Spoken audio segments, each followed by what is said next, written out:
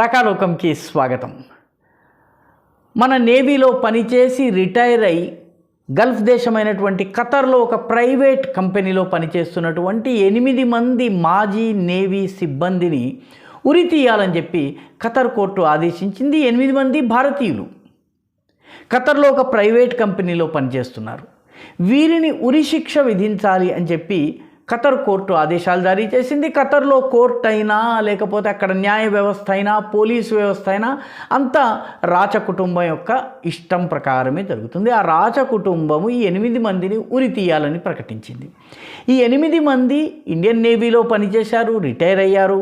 Retire అయిన తరువాత దహ్రా global technologies and consultancy services limited అనేటటువంటి ఒక కంపెనీలో ఉద్యోగం చేస్తున్నారు. ఈ కంపెనీ ఖతర్ నేవీకి కొన్ని సబ్మెరీన్లని సంబంధించినటువంటి కొన్ని వస్తువుల్ని సరఫరా చేస్తుంది. గత ఆగస్టు నెల లోపల ఆగస్టు 20వ తారీఖు లాస్ట్ ఇయర్ ఆగస్టు 20న వీళ్ళని అరెస్ట్ చేయడం జరిగింది. అంటే ఆల్రెడీ వీళ్ళు ఒక ఏడాది మించి ఒక 2 నెలలు అంటే 14 నెలలుగా వీళ్ళు ఖతర్ జైల్లో ఉన్నారు. ఈ 8 మంది ఆఫీసర్లు వీళ్ళని హఠాత్తుగా చేయడం జరిగింది. ఈ కంపెనీ యజమాని ఎవరైతే ఉన్నారో అతను ఖతరీ మూలానికి చెందినటువంటి వ్యక్తి, అతన్ని కూడా అరెస్ట్ చేశారు. కానీ తరువాత అతన్ని క్షమాభిక్ష పెట్టి వదిలేశారు. కానీ ఈ 8 మంది అధికారులు ఎవరైతే ఉన్నారో వీళ్లను జైల్లో ఉంచారు. ఇప్పుడు వీళ్లకు సంబంధించి హఠాత్తుగా కారణం చెప్పకుండా, నేరమేమిటో చెప్పకుండా ఈ 8 మందిని ఉరి తీయాలని చెప్పి వీళ్లకు మరణదండన విధించాలని చెప్పి ఖతర్ ఆదేశాలను జారీ చేసింది. ఈ 8 మంది ఆఫీసర్లు captain Navtej Singh Gill, captain Virendra Kumar Verma, captain Saurabh Vashisht, commander Amit Nagpal, commander Purnendu Tiwari, commander Sugunakar Pakala తెలుగువాడు, కమాండర్ సంజీవ్ గుప్తా, సేలర్ రాగేష్.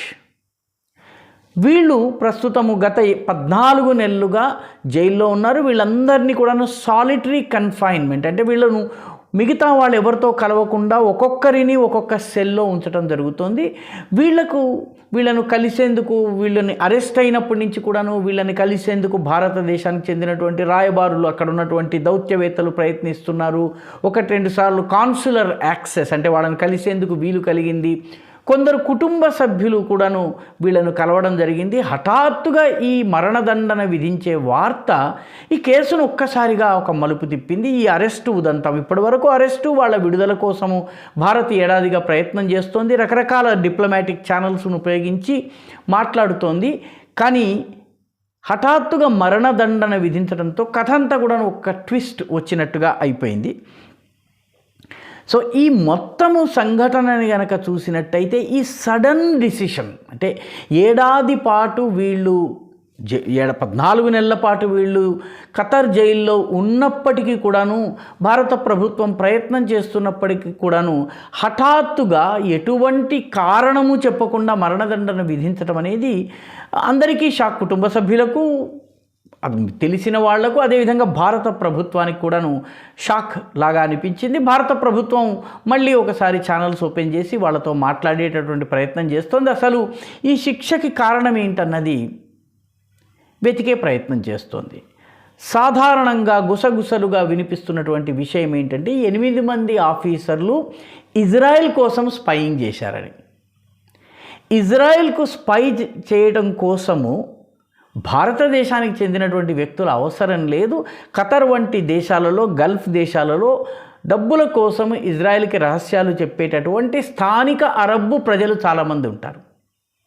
ఆ రకంగానే ఇజ్రాయెల్ మొత్తం గల్ఫ్ దేశాలకు సంబంధించినటువంటి ఇంటెలిజెన్స్ని సంపాదిస్తోంది. ఇరాన్ యొక్క న్యూక్లియర్ ప్రోగ్రాం గురించి కానీ, లేక సౌదీ అరేబియాలో ఏం జరుగుతోంది, జోర్డన్లో, సైనాయిలో, అదేవిధంగా ఈ మిగతా సిరియా, లెబనన్, ఈ ఈజిప్ట్లలో ఏం జరుగుతుంది అంతా కూడా ఈ రకమైనటువంటి ఇంటెలిజెన్స్ ద్వారానే తెలుసుకుంటోంది.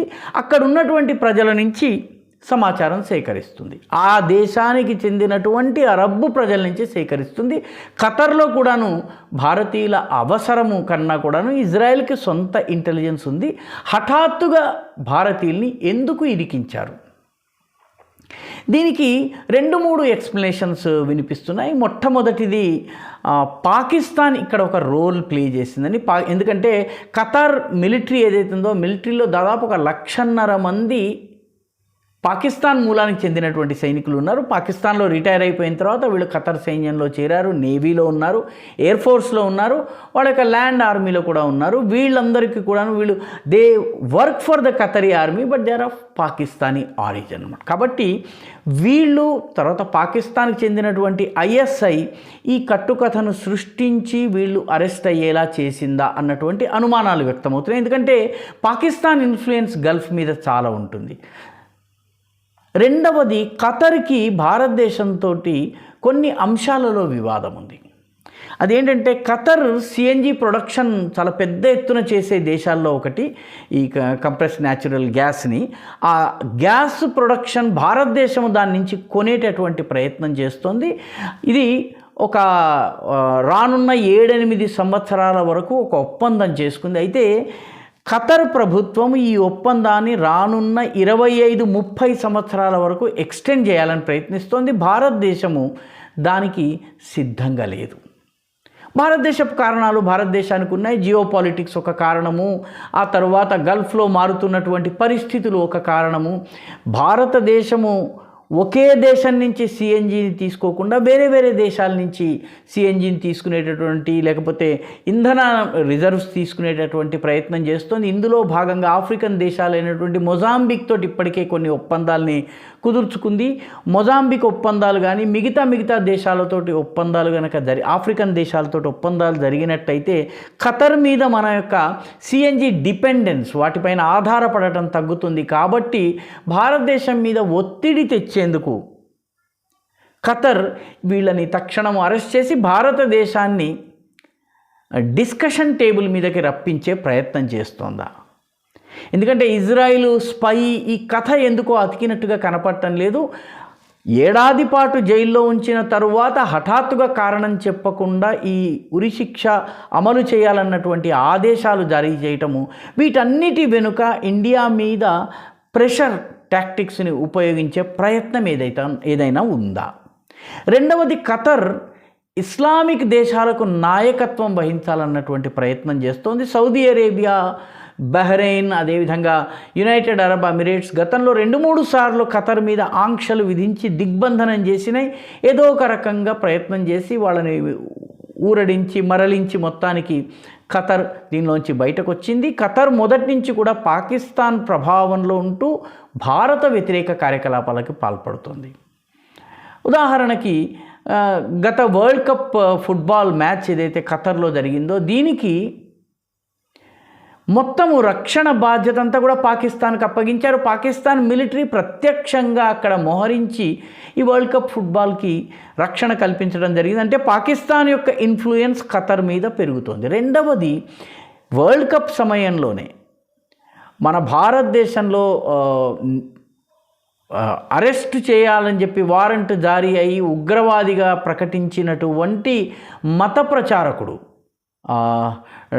డాక్టర్ జాకీర్ నాయక్ ఎవరైతే ప్రస్తుతం మలేషియాలో ఉన్నారో ఆయన వరల్డ్ కప్ టైంలో ప్రభుత్వ అతిథిగా ఖతర్కి వచ్చారు ప్రసంగించడానికి. భారతదేశం ఒత్తిడి వల్ల అతను ప్రభుత్వ అతిథి అని ప్రకటించకుండా ప్రైవేట్గా కొన్ని కార్యక్రమాలు చేసి వెళ్ళారు.